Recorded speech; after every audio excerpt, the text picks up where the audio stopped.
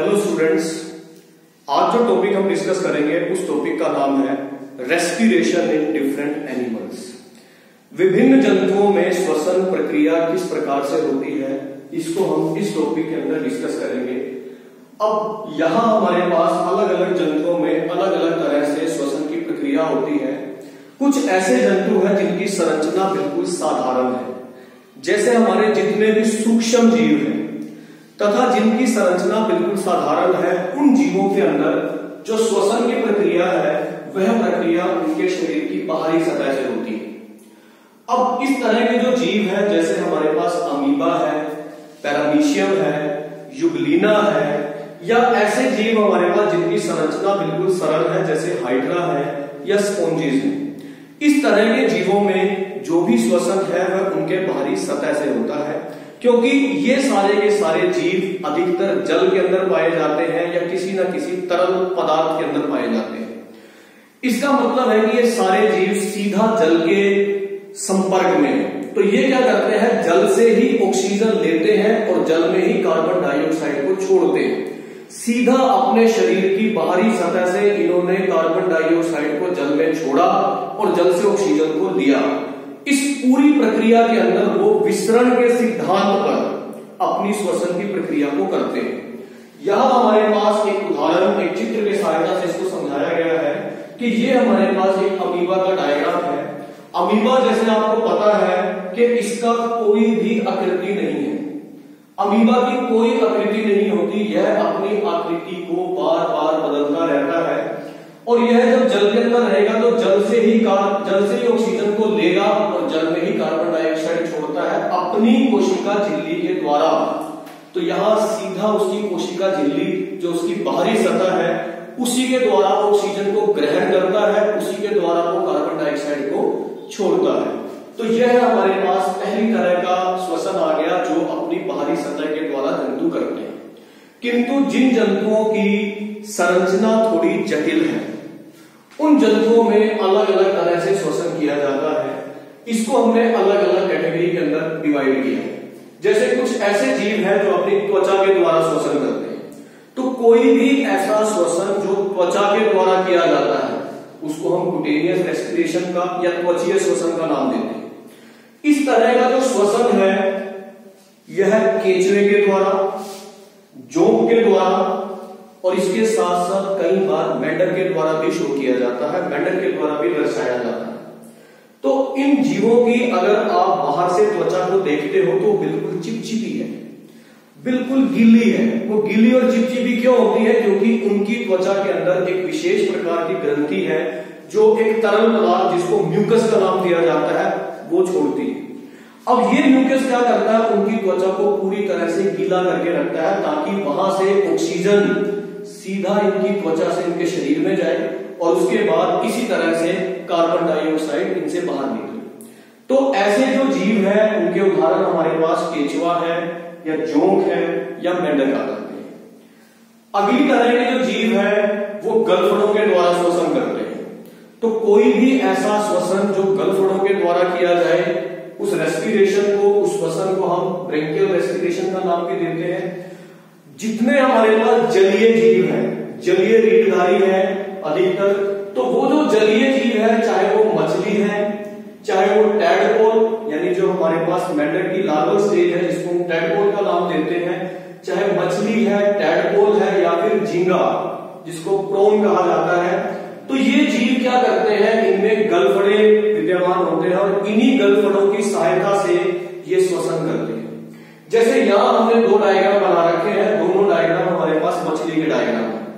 पहली जो मछली है वो बोनी फिश और दूसरी जो है वो कार्टिलेजिनस फिश, यानी इसके अंदर अस्थियां उपस्थित होती हैं और इसमें उपस्थित होती हैं।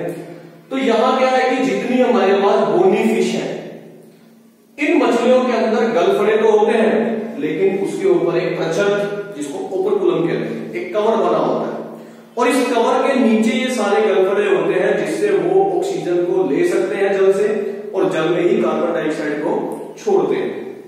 इसके साथ साथ जो दूसरी तरह की मछलियां हैं हमारे पास जिसको हम कार्टिलेजिनस फिश का नाम देते हैं, उसमें ये प्रच्छद नहीं होता। उनके जो गलफड़े हैं बिल्कुल खुले होते हैं जहां से वो आसानी से गैसेस का आदान प्रदान कर सकते हैं। तो जितनी हमारे पास मछलियां हैं, चाहे वो बोनी फिश है, चाहे वो कार्टिलेजिनस फिश है, वो सारी की सारी जो मछलियां हैं वो गलफड़ों के द्वारा श्वसन करती है। अगला जो हमारे पास श्वसन है वो है ट्रैकियल रेस्पिरेशन, यानी श्वास नली के द्वारा श्वसन।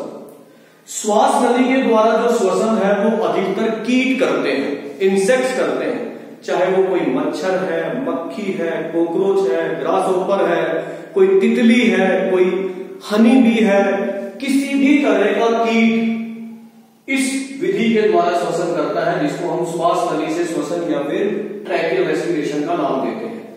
इसके साथ साथ हमारे पास जो सेंटीपीड्स और मिलीपीड्स आते हैं, जैसे कि कालखजूरा है, वो भी इसी विधि के द्वारा श्वसन करता है, जिसको हम श्वास नली से श्वसन का नाम देते हैं। अगर एक उदाहरण के द्वारा देखते हैं तो यहां हमारे पास एक कीट का चित्र बनाया गया है। अब आप ध्यान से देखिए कि इस कीट के अंदर छोटे छोटे छिद्र हैं। इन छिद्र को हम नाम देते हैं श्वसन छिद्र का या फिर स्पाइरेकल्स का। ये जो छिद्र है ये इसके पेट में या इसके वक्ष के हिस्से के अंदर भी होते हैं। यहां क्या होता है कि ये अपने इन छिद्र के द्वारा ऑक्सीजन को ग्रहण करता है जो इस ट्यूब के अंदर जाती है, जिसको हम श्वसन नली का नाम देते हैं, और इसी ट्यूब से वो उसकी हर एक कोशिका तक पहुंचते हैं और ऐसे ही कार्बन डाइऑक्साइड वहां से बाहर आती है। तो ये जो श्वसन छिद्र है ये हर कीट के अंदर उपस्थित होंगे, कानखजूरे के अंदर उपस्थित होंगे, और इन सारे श्वसन छिद्र का सीधा संपर्क इन पतली पतली नलियों से होता है, जिसको हम श्वसन नली का नाम देते हैं, जो उस कीट के या कानखजूरे के शरीर के हर हिस्से तक ऑक्सीजन को पहुंचाते हैं और वहां से कार्बन डाइऑक्साइड को वापस लेकर आते हैं। तो ये हमारे पास एक अलग प्रकार का श्वसन हो गया जो कीट और कानखजूरे के द्वारा दर्शाया जाता है। इसके साथ साथ जो अगला श्वसन है वो है पुष्ट फुफ्फुस के द्वारा श्वसन, यानी बुक लंग्स के द्वारा श्वसन। कुछ ऐसे जीव भी हमारे पास है जिसमें एक विशेष प्रकार का अंग है जिसको हम पुष्ट फुफ्फुस का नाम देते हैं या फिर बुक लंग्स का नाम देते हैं, जैसे बिच्छू, या हमारे पास जो मकड़ियां हैं, अधिकतर मकड़ियों में और बिच्छू के अंदर जो श्वसन होता है वो इसी प्रक्रिया के द्वारा होता है, जिसको हम पुष्ट फुफ्फुस का नाम देते हैं या पुष्ट फेफड़ों का नाम देते हैं। किंतु सबसे ज्यादा जीवों में सबसे ज्यादा महत्वपूर्ण जो रीढ़धारियों के अंदर श्वसन होता है वो है फुफ्फुसीय श्वसन या फिर फेफड़ों के द्वारा श्वसन, या जिसको आप कह सकते हो पल्मोनरी रेस्पिरेशन।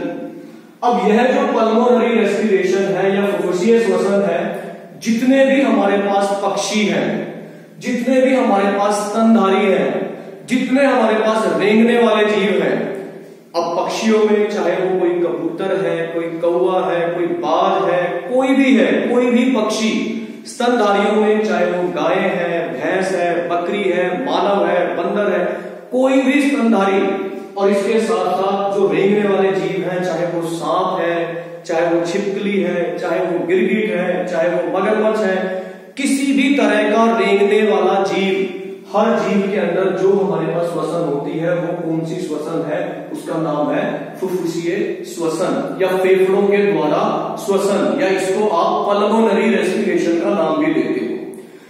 इनके फेफड़ों के अंदर असंख्य लाखों की संख्या के अंदर जो है इस तरह के छोटे छोटे कुपिकाएं विद्यमान होती है, और इन्हीं कुपिकाओं से सारा का सारा जो ऑक्सीजन है वो उनके रक्त के अंदर जाता है, और इसी तरह से कार्बन डाइऑक्साइड रक्त से वापस इन कुपिकाओं में आता है, जिसके द्वारा वो श्वसन करते हैं। तो यहां हमारे पास अलग अलग तरह के श्वसन के प्रकार आ गए अलग अलग जंतुओं में। कुछ जंतु बाहरी सतह के द्वारा करते हैं, कुछ अपनी त्वचा के द्वारा करते हैं, कुछ गलफड़ों के द्वारा करते हैं, कुछ श्वास नली के द्वारा करते हैं, कुछ अपने लंग्स या फेफड़ों के द्वारा करते हैं, और कुछ बुक लंग्स या पुष्ट फेफड़ों के द्वारा करते हैं। लेकिन जितने भी जीव हैं जो अलग अलग तरह से श्वसन कर रहे हैं, अलग अलग अंगों के द्वारा श्वसन कर रहे हैं, इनके अंगों में कुछ कॉमन, कुछ एक जैसे, कुछ समान फीचर्स हैं, कुछ समान गुण है। वो क्या है? सबसे पहला गुण, जितने भी जीवों के ये श्वसन अंग हैं ये गीले होते हैं, ये चिपचिपे होते हैं। दूसरा, इनका जो क्षेत्रफल है, इनका जो सरफेस एरिया है बहुत ज्यादा होता है, ताकि ये ज्यादा से ज्यादा ऑक्सीजन के संपर्क में आ सके, ज्यादा से ज्यादा वायु के संपर्क में आ सके। इसके साथ साथ जितने भी ये श्वसन अंग है ये किसी ना किसी तरल के संपर्क में भी होते हैं, जैसे फेफड़े रक्त के संपर्क में भी आते हैं। इसके साथ साथ ये आसानी से ऑक्सीजन और कार्बन डाइऑक्साइड का आदान प्रदान कर सकते हैं। ये परमिएबल है, जिसमें से आसानी से ऑक्सीजन आ सके, कार्बन डाइऑक्साइड जा सके। तो ये सारे गुण एक श्वसन अंग के गुण हैं जो इन सब में पाए जाते हैं। अगर आप एक केंचुए की त्वचा देखते हो तो गीली और चिपचिपी होती है, अगर आप एक मेंढक की त्वचा देखते हो तो वो भी गीली और चिपचिपे होती है। लेकिन अगर हम अपने फेफड़ों के बारे में पढ़ें तो वो भी गीले और चिपचिपे हैं। तो ये सब कुछ हमारे पास आता है इस टॉपिक के अंदर कि विभिन्न प्रकार के जंतु किस तरह से श्वसन करते हैं। आप इसको समझिए, याद कीजिए